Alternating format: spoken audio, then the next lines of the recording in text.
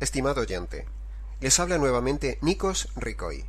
Este es nuestro tercer mensaje sobre esta serie de 6, en donde estamos viendo diferentes ángulos de exposición bíblica del verdadero evangelio, y cuando decimos verdadero evangelio, como ya hemos aclarado en el pasado, es porque en el día de hoy, en el ambiente cristiano evangélico, hay muchos otros falsos evangelios que no son evangelio. Y por si esto fuera poco, también a veces nos encontramos que hay una muy pobre y básica exposición aún del evangelio verdadero. Así que se impone derribar lo falso y perfeccionar lo mínimamente verdadero. En el primer mensaje hemos visto el evangelio desde el punto de vista jurídico. En el segundo mensaje vimos los dos tipos de evangelio que están tipificados en el Calvario. Y en el día de hoy veremos el evangelio de forma expositiva. Y lo que a mi juicio y de algunos otros expositores de gran acierto, consideramos que es el pasaje más importante de toda la Biblia. Y así hemos titulado el mensaje del día de hoy, el pasaje más importante de toda la Biblia. Ojalá pueda tan solo acercarme mínimamente a los pies de este pasaje tan fuerte, fundamental, fervoroso, fascinante, frontal, profundo, reverente, estremecedor, solemne y cuantos adjetivos más se puedan añadir para calificar a Romanos capítulo 3 desde el versículo 19 al 28 como el pasaje más importante de toda la Biblia. Yo no podría vivir sin Isaías 53 y este pasaje de Romanos 3, donde está el centro del Evangelio verdadero. Muchos han calificado a Juan 3:16 como el pasaje más famoso de la Biblia. Bueno, eso no se puede negar, pero famoso no implica que sea el más importante. Juan 3:16 es contundente, sí, pero se ha mal enseñado tanto que ha perdido la fuerza que subyace en él, para convertirlo en un pasaje sentimental cuando en realidad no lo es. En cambio, Romanos capítulo 3 del 25 al 26 contiene a Juan 3:16 y lo sobrepasa. Por eso, teológicamente hablando, Romanos 3, 25 y 26 es el más importante, aunque no es el más famoso, ni popular, ni predicado, ni tampoco el más estudiado. El día que descubrí Romanos 3, caí de rodillas y me convertí.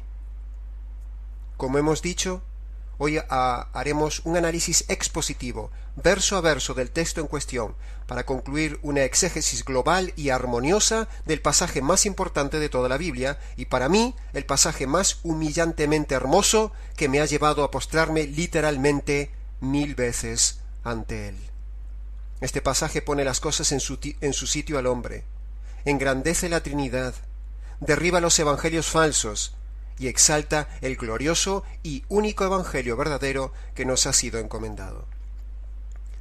El pasaje que estremeció el universo visible e invisible es este, un pasaje que verso a verso va tomando intensidad hasta llegar al estremecimiento del verso 25, donde todo el universo fue conmovido a tal punto que todos los ángeles buenos y malos pusieron sus miradas en este pasaje. Isaías capítulo 53 profetiza hacia adelante lo que se cumple en Romanos 3:25, y ahora nosotros por fe miramos hacia atrás esa maravilla que llegó en el cumplimiento del tiempo hace unos 2015 años. Así que por favor, estimado oyente, tome su Biblia o abra este pasaje de Romanos 3:19 y empecemos el análisis expositivo del mismo. Versículo 19. Todo lo que dice la ley, lo dice a los que están bajo la ley, para que toda boca se cierre y todo el mundo quede bajo el juicio de Dios. Ya que por las obras de la ley, ningún ser humano será declarado justo delante de él, porque por medio de la ley sólo viene el conocimiento del pecado. Pero ahora, aparte de la ley, se ha manifestado la justicia de Dios, que había sido testificada por la ley y por los profetas. La justicia de Dios que es por medio de la fe en Jesucristo, para todos los que en él creen. Porque no hay diferencia, por cuanto todos pecaron, y en consecuencia todos están destituidos de la gloria de Dios.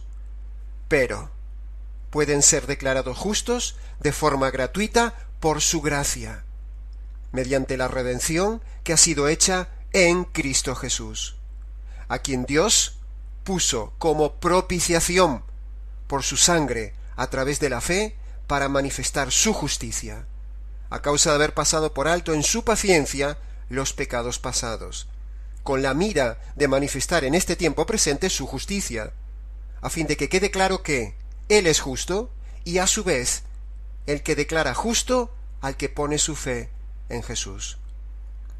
Con todo esto, ¿dónde está pues el orgullo del hombre ante Dios? Queda totalmente eliminado. ¿Por qué razón? No por haber cumplido la ley, sino por haber creído. Concluimos, pues, que el hombre es justificado por la fe sin las obras de la ley. Vamos entonces a analizar lo más detalladamente posible este precioso texto, empezando frase a frase. El versículo 19, la primera frase dice, todo lo que dice la ley. Veamos entonces algo de lo que dice la ley. La ley tenía varias secciones. Está refiriéndose a la ley del Antiguo Testamento porque el canon del Nuevo Testamento todavía no estaba configurado. Por lo tanto, Pablo se está refiriendo a la ley cultual, ceremonial, de sanidad, civil y moral del Antiguo Testamento. Pero a nosotros solo nos interesa y aplica la ley moral. Las otras leyes están abrogadas para nosotros. Veamos algo de lo que dice la ley moral. La ley moral de Dios dice que no tengas malos pensamientos, ni cometas mentiras, ni tengas actitudes de violencia, ni practiques la envidia, ni robes, ni te vengues.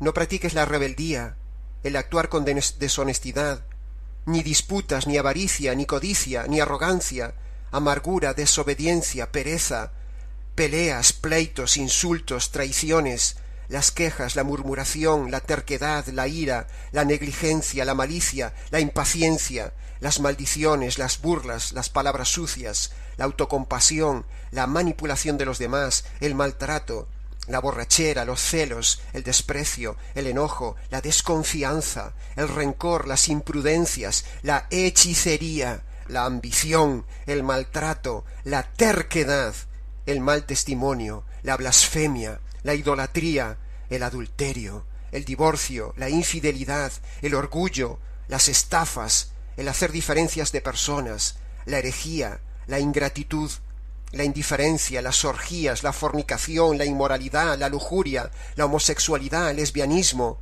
el no hacer el bien, el griterío, la religiosidad, los juramentos y las promesas no cumplidas, la insensibilidad, el racismo, las deudas y las adivinaciones, la calumnia, la superstición, la insolencia, los afanes, el odio, las injusticias, el meterse en las cosas ocultas, la cobardía, la soberbia, la coquetería, la dureza de corazón, los vicios, las enemistades, la falta de respeto, la hipocresía, la mundanalidad, los chismes, el perjurio, el desorden, el hacer las cosas por interés, el engaño, la falta de perdón, la deshonra, el intento de suicidio, el homicidio, la glotonería, la incredulidad, el despilfarro, el aborto, la extorsión, la vanidad, la ansiedad, el egoísmo, el pesimismo, la depresión, el ser parcial, el ir contra la conciencia de uno o de otros,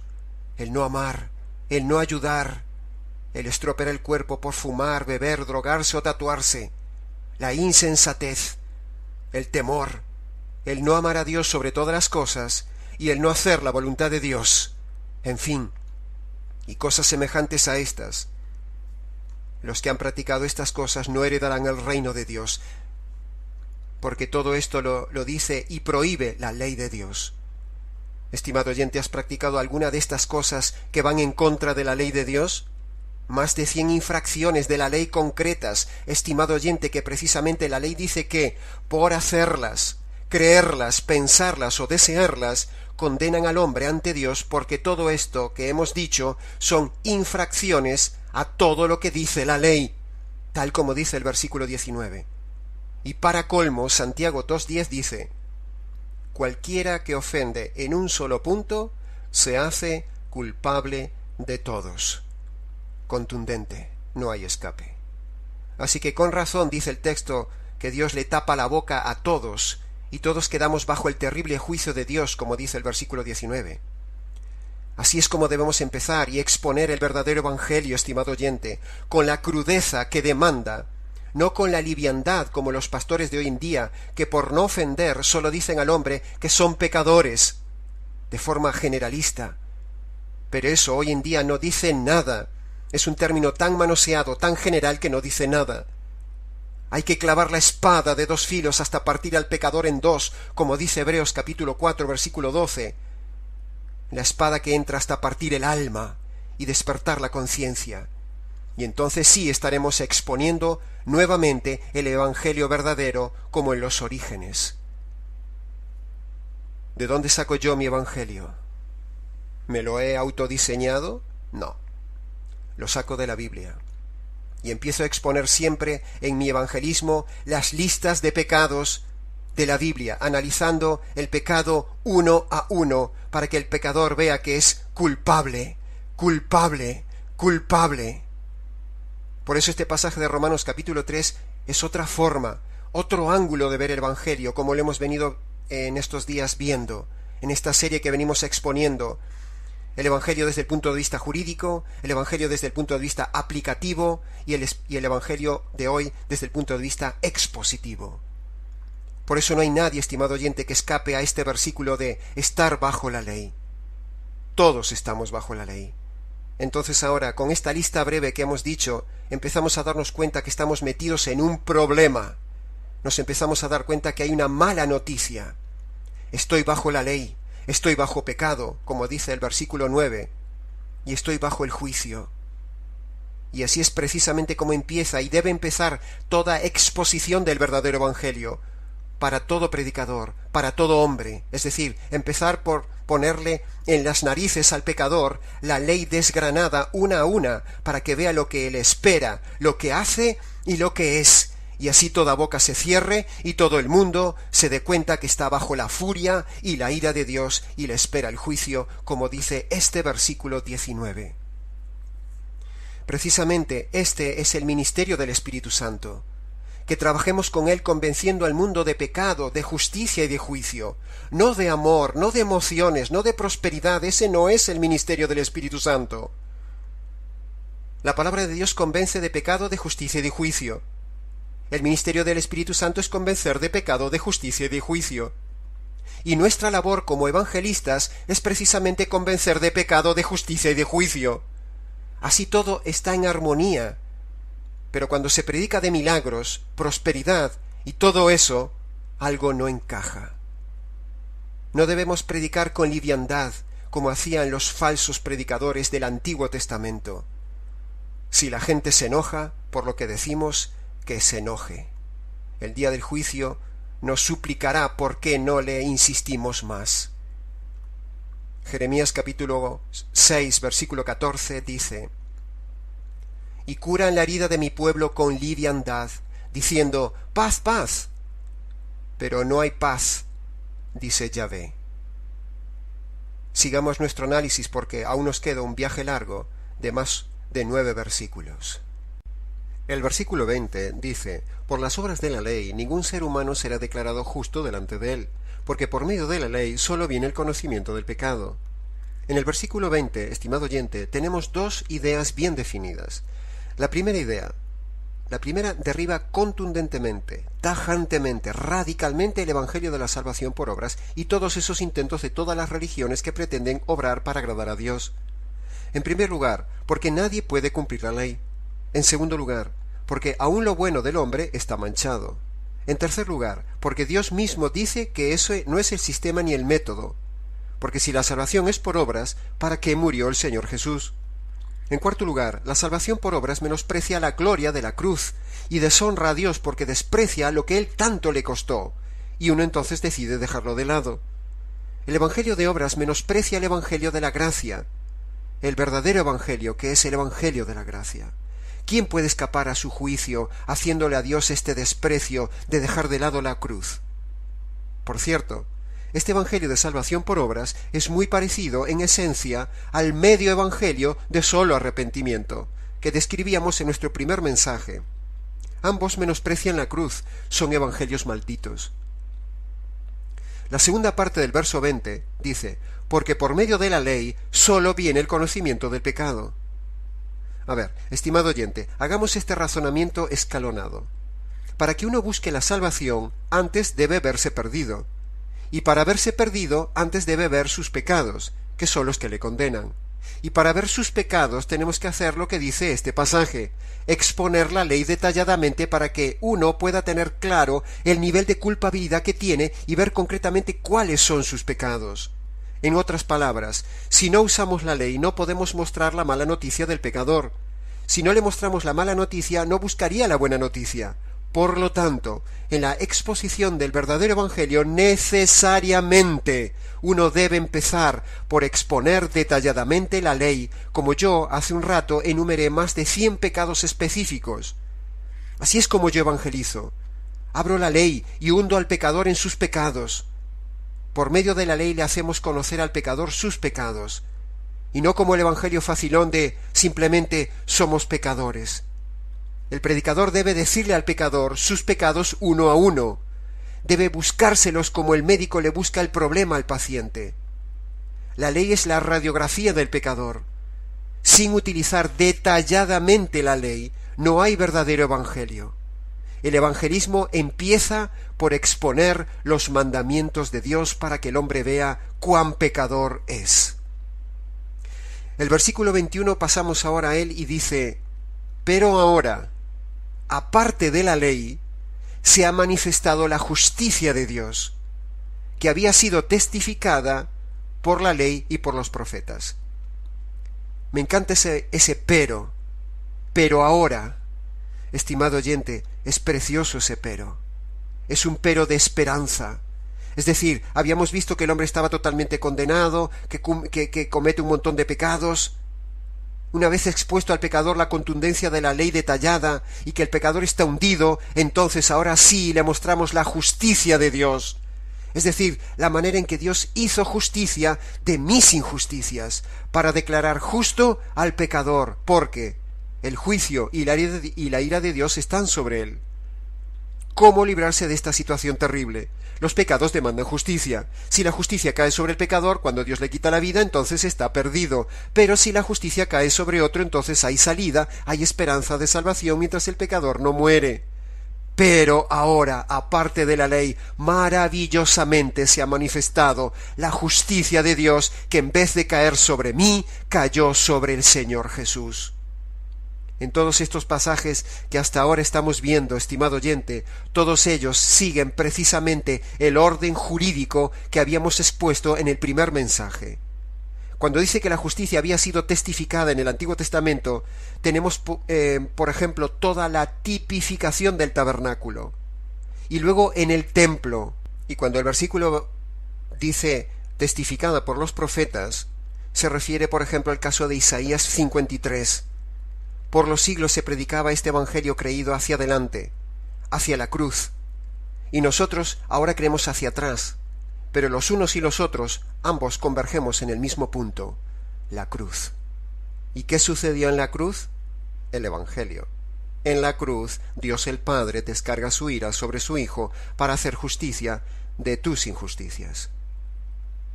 Pasemos al versículo 22. La justicia de Dios, que es por medio de la fe en Jesucristo, para los que creen en Él. Volvemos una vez más al aspecto jurídico del Evangelio, que vez tras vez se repite en este pasaje, el texto más importante de toda la Biblia, que muestra los elementos de una sala de justicia. Estamos leyendo términos como juez, culpable, ley, justicia, juicio, condena y ahora abogado. La justicia de Dios en Jesús. Jesús tenía una doble justicia. La justicia que él había vivido durante 30 y pocos años, es decir, una vida justa, donde cumplió constantemente toda la ley sin romper un solo mandamiento. Esa fue una vida de justicia. Pero paradójicamente, en la cruz le cae una justicia no merecida. Por eso decimos una doble justicia. La justicia de Dios en Jesucristo. Recordemos, el hombre está totalmente condenado por los pecados que comete diariamente, y también por tener una naturaleza mala. Entonces el hombre tiene enfrente a Dios, que es un juez perfectamente justo, por lo tanto, debe aplicarle su justicia sobre los pecados al hombre. Entonces, el hombre frente a Dios tiene un grave problema. La justicia y la ira de Dios están sobre él. Entonces, ¿cómo librarse de esta terrible justicia? porque los pecados demandan justicia. Si la justicia cae sobre el pecador, cuando Dios le quita la vida, entonces está perdido. Pero precisamente este Evangelio se trata de eso, de salvar al hombre. Pero si la justicia cae sobre otro, entonces hay una sustitución, hay salida, hay esperanza de salvación, mientras el pecador no muere. ¿Dónde puedes apropiarte de esta justicia por la fe? En la cruz. En la cruz Dios hace justicia. Por eso dice el pasaje en el versículo 22, la justicia de Dios, pero por medio de la fe en Jesucristo, porque a Él le cayó una justicia que no merecía. Entonces podíamos leer el pasaje parafraseado de esta manera. La justicia de Dios, caída en la cruz, se recibe por medio de la fe en Jesucristo, que es a quien le cayó la justicia. Una fe que es para todos. Dios se la ofrece esta obra a todos, y todo hombre tiene que creerla por fe. Pero solamente se hace propia solo para los que creen en Él. Es decir, yo puedo estar compartiendo esto, pero tú rechazarlo. El hombre tiene libertad. El hombre puede rechazar la salvación de Dios. Por eso dice el pasaje, solo para los que creen en Él. Y yo te invito, estimado oyente, a que tú creas este mensaje que estamos tratando de explicar versículo a versículo. Pasamos al versículo 23. Por cuanto todos pecaron, y todos en consecuencia están destituidos de la gloria de Dios. Un pasaje radical. ¿Cómo sabemos que todos hemos pecado? Porque cuando nos confrontamos con la palabra de Dios y vemos pecado a pecado, vemos que es evidente, nadie puede negarse. Todos hemos pecado, en consecuencia, destituidos. Es la conclusión lógica. Eso es uno de los aspectos del Evangelio. Estamos destituidos, o dicho en otras palabras, estamos condenados. Pero, versículo 24, pueden ser declarados justos de forma gratuita, por su gracia, mediante la redención que ha sido hecha en Cristo Jesús. Es decir, yo puedo ser declarado justo aunque no lo soy. ¿Veis? Volvemos otra vez al aspecto jurídico del Evangelio. Y lo maravilloso es que es de forma gratuita. A pesar de que soy culpable y tengo que pagar, el Señor me dice, de forma gratuita, yo quiero ofrecerte la salvación. Y por gracia. Es decir, no te creas, pecador, que mereces algo. No mereces nada. Solo merecemos lo que merecieron el diablo, la condenación. Solo merecemos lo mismo, somos tan rebeldes como el diablo y sus ángeles. El hombre es rebelde, no merece nada, pero por gracia Dios decide hacer un plan, el plan de salvación, en donde el Señor nos compra. Por eso dice el versículo 24, mediante la redención. Es un término de pago, donde el Señor paga con su vida para salvar una vida. Esa redención ha sido hecha por medio de Cristo Jesús.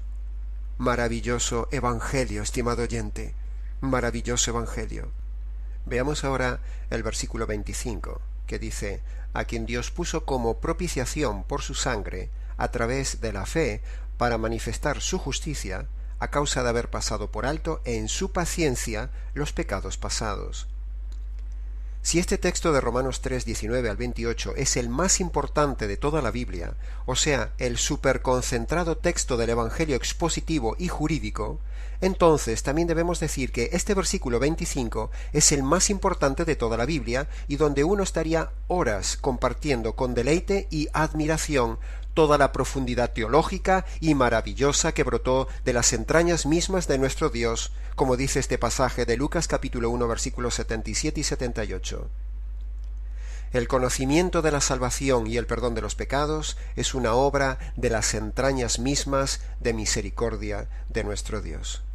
Me encanta este pasaje. Una obra surgida, nacida, fraguada en las entrañas mismas de nuestro Dios. Antes de analizar cada parte del versículo 25, se impone detenernos necesariamente en la palabra propiciación, la palabra más cruel y la palabra más importante de la Biblia después de la palabra Dios. La palabra propiciación significa básicamente, para que nos entendamos, el sacrificio de un inocente al cual le cae un castigo para satisfacer la justicia que merece un culpable. Repito, el sacrificio de un inocente al cual le cae un castigo para satisfacer la justicia que merece un culpable. Propiciación es lo que hizo desde el mismo Génesis con aquel sacrificio de un animal inocente que tuvo que morir para vestir a Adán y Eva. Sacrificio que luego se repite a lo largo de todo el Antiguo Testamento con las diferentes propiciaciones, por ejemplo en el tabernáculo y en el templo. Es decir, tanto a nivel individual de cada israelita como a nivel colectivo de toda la nación de Israel, todo el día, todos los días, todos los meses, todos los años se sacrificaba animales inocentes para que se hiciera propiciación, es decir, para que se aplacara la ira de Dios por los pecados, para que se aplicara la justicia de Dios sobre los pecados. Y estos sacrificios imperfectos del Antiguo Testamento estaban anunciando, apuntando hacia el sacrificio perfecto de propiciación en la cruz. Por eso Juan el Bautista gritó aquel pasaje de Juan 1:29, «He ahí el Cordero de Dios que quita el pecado del mundo». Precioso pasaje. Y yo diría, en el cual un día le caerá la propiciación. Eso es lo que se infiere y lo que los oyentes de aquel entonces entendieron. Ellos sabían lo que significa el Cordero. Por eso cuando Juan gritó esa frase, tuvo que haber sido un estremecimiento. Estimado oyente, hasta ahora hemos venido presentando expositivamente desde el versículo 19 todo el problema de toda la mala noticia del verdadero Evangelio sobre el hombre. Es decir, hemos leído que todos están culpables, que toda la ley fue rota e incumplida por el hombre, que toda boca quedará cerrada porque no hay argumentos para defenderse, que todos están bajo el juicio de Dios y que todos están destituidos de la gloria de Dios y que nadie puede salvarse por sus obras. Son todas frases contundentes, radicales. Es una mala noticia para el hombre, pero desde el verso 24 y ahora en este verso 25 tenemos la buena noticia. Y es imposible no estremecerse ante la buena noticia. ¿Puedo ser declarado justo aunque no lo soy?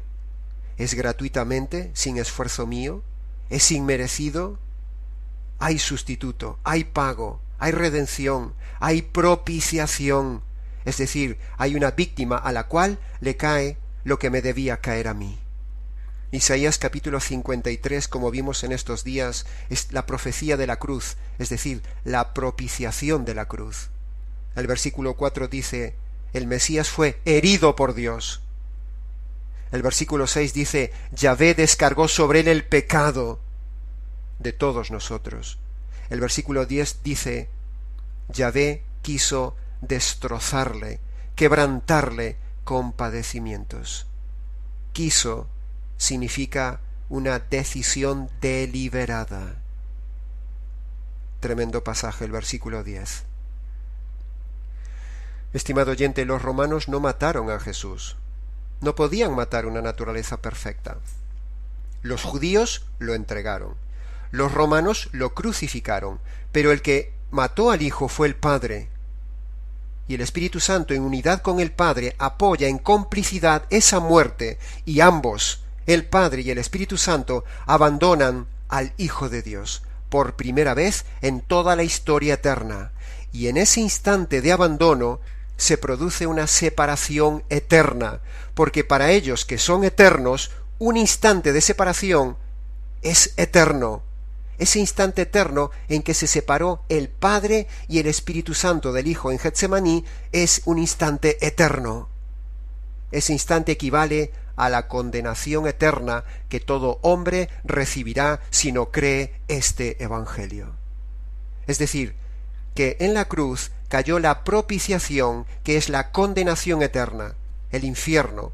La separación de Dios le cayó en un instante al Hijo, cuando el Padre descarga su furia, su maldición, su abandono, su castigo y la muerte para hacer justicia de tus injusticias y de mis injusticias.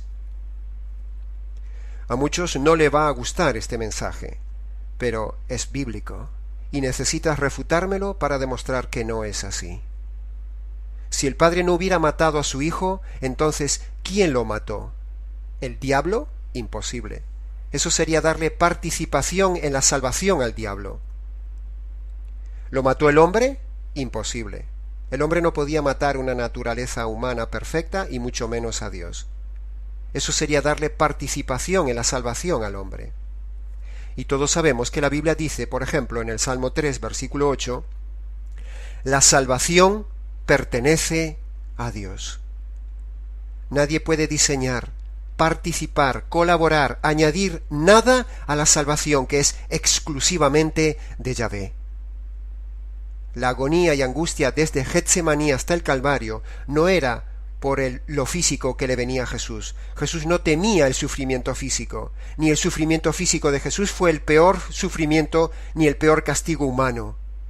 Hubo muchos mártires que sufrieron mucho más que Jesús físicamente.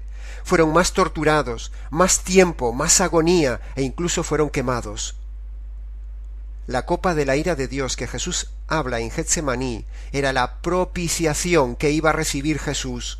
Eso fue lo que lo hizo sudar gotas de sangre. Ese fue el verdadero y mayor sufrimiento que recibió el Señor Jesús. El resto de los miembros de la Trinidad divina lo iban a despreciar. Indescriptible, incomprensible, admirable y estremecedor el versículo 25. Como la paga del pecado es la muerte, dice Romanos 6:23, e incluso eso ya se veía desde Génesis, muerte bíblicamente significa separación. Por lo tanto, en la cruz hay dos muertes en Jesús. Primero, Jesús muere físicamente como hombre, por 3 días. Pero también, en la cruz, hay una muerte eterna. Es la muerte espiritual. Se rompe la relación, la comunión eterna entre el Padre y el Espíritu Santo con el Hijo. Se produce el desgarro de la unidad divina. El Hijo amado pasa a ser el maldito y rechazado y matado. Colosenses capítulo 2, versículo 11 dice, en él también fuisteis vosotros circuncidados, pero no con la circuncisión hecha con la mano, es decir, en el cuerpo, sino con la circuncisión de Cristo. Cristo fue cortado, separado, desgarrado, circuncidado sin anestesia de la unidad divina en un instante, en el momento de la propiciación del Calvario. En el sacrificio del Calvario, Cristo fue cortado de la unidad divina. Por eso, cuando yo estoy en Cristo, por medio de la conversión, por medio del Evangelio verdadero, es como si yo hubiera sufrido y vivido ese momento del Calvario, ese desgarro, esa ira, ese corte, ese desprecio, esa maldición, esa circuncisión, ese abandono, ese rechazo, esa muerte eterna que recibió Jesús. Y entonces cuando yo entiendo esto y creo en esta propiciación del Calvario, yo ya no la viviré en la condenación eterna, porque esa es la condición que Dios pone. Si tú crees en la propiciación del Calvario, no vivirás la propiciación eterna. Si tú crees en la propiciación eterna que le cayó a Jesús en el Calvario, entonces no te caerá la condenación eterna real. Las dos muertes que el hombre experimentará por causa de sus pecados, la física y la eterna, las experimentó el Hijo de Dios en la cruz en sustitución tuya y mía, estimado oyente, para que nosotros no la vivamos. Porque como dice el texto, porque Dios puso a Jesús como propiciación para que se hiciera justicia. Al hacer justicia se derrama sangre, y al derramarse sangre se cumple la ley que dice que sin derramamiento de sangre no hay perdón. Y entonces, el siguiente paso, dice el versículo 25, es poner la fe en esto que estamos esforzándonos en hacerte comprender. Y así, Dios de esta manera, en el Calvario, manifiesta su justicia y resuelve el problema de la justicia y el poder perdonar al hombre. El versículo 25 dice, a Jesús Dios lo puso como propiciación por su sangre a través de la fe, para que el hombre pueda ser perdonado y también para manifestar Dios su justicia. Porque por muchos siglos Dios en su paciencia fue concretando este plan eterno, soportando los pecados del hombre hasta que llegara el sacrificio propiciatorio perfecto en el tiempo oportuno, hace unos 2015 años, en el Calvario, habiendo pasado por alto en su paciencia los pecados pasados. Pero, dice el versículo 26, con miras, con la idea, un día, de manifestar en ese tiempo presente su justicia, a fin de que quede claro que Él es juez justo y a su vez ha diseñado una propiciación, es decir, un plan con el cual poder declarar justo a todo aquel que crea este mensaje y que ponga su fe en lo que hizo Jesús. ¿Y qué tengo que creer que hizo Jesús? Pues eso es el Evangelio sintetizado. En la cruz, Jesús recibe del Padre la ira para hacer justicia de tus injusticias. En el versículo 27 dice: con todo esto, ¿dónde está, pues, el orgullo del hombre ante Dios? Y dice el apóstol Pablo, queda totalmente eliminado, excluido. Estimado oyente, nosotros también tenemos que deshacer la jactancia, el orgullo, la altivez, la soberbia, la argumentación del hombre, y taparle todas las salidas con este Evangelio, taparle la boca, como Dios lo hizo un día con nosotros cuando alguien nos predicó el Evangelio. Recordad que nosotros somos embajadores de Dios, como si Dios rogara por medio nuestro. Entonces tenemos que argumentar con el hombre y taparle todas las salidas, para que el hombre no tenga ninguna razón, porque el hombre no puede cumplir la ley, ni puede salvarse por sus medios, solamente por medio de creer, dice el versículo 27. Y así entramos en el versículo 28, donde dice: concluimos pues que el hombre es declarado justo, jurídicamente hablando, solo por medio de la fe, sin absolutamente ninguna obra de su parte. Estimado oyente, llegamos entonces así al final del pasaje más importante de toda la Biblia, que habla del Evangelio verdadero. En resumen de todo lo dicho, el Evangelio verdadero consiste en dos noticias y en dos condiciones. Las dos noticias son que el hombre es injusto y hace injusticias, y tiene enfrente a Dios que es justo y hace justicia. La buena noticia es que en la cruz se hizo propiciación, y que la resurrección es el sello en el cual Dios dice: me vale este sacrificio, vuelve aquí, hijo. Y las dos condiciones son que tú te arrepientas de tus pecados, es decir, que reconozcas esta mala noticia de que eres injusto y haces injusticias, y a su vez la otra condición es que pongas tu fe en la propiciación de la cruz, donde se hizo justicia. Estimado oyente, he tratado de explicar las dos noticias, pero yo ahora te invito a obedecer las dos condiciones. Yo te invito a que entres en tu habitación, a que busques un lugar tranquilo, que te postres delante de Dios, que te descalces delante de Dios, que te humilles delante de Dios, y arrepiéntete delante de Él de lo que haces y de lo que eres. Señor, reconozco que durante tantos años he cometido tantos pecados. Me acuerdo de este y de este, y aunque no me acuerde, Señor, reconozco que soy culpable porque soy lo que soy. Señor, ahora me doy cuenta de lo que significa la propiciación, esa justicia, ese abandono, ese desgarro, ese corte. Señor, yo creo en esa propiciación. Señor, clamo a ti en perdón. Señor, muchísimas gracias, porque hay una realidad preciosa, porque existe este Evangelio precioso. Estimado oyente, mañana continuamos con otro aspecto, otro ángulo de este glorioso y precioso Evangelio. Les ha hablado Nikos Rigoy.